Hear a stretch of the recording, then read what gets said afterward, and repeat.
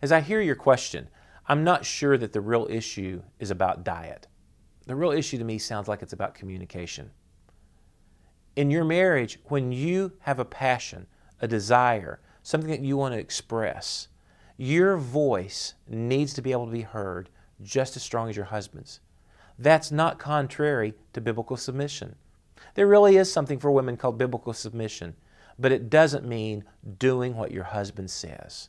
That simply is not true. There's also something called headship, or your husband being head of the house.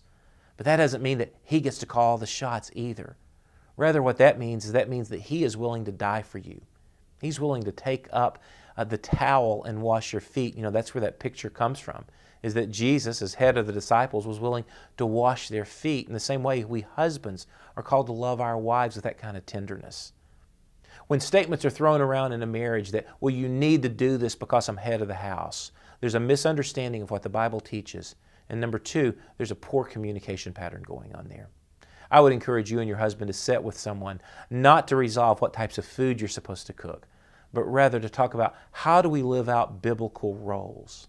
There's an excellent book by Robert Lewis called Rocking the Roles. Would be a great resource for you and your husband to read through together and then discuss with a Christian counselor.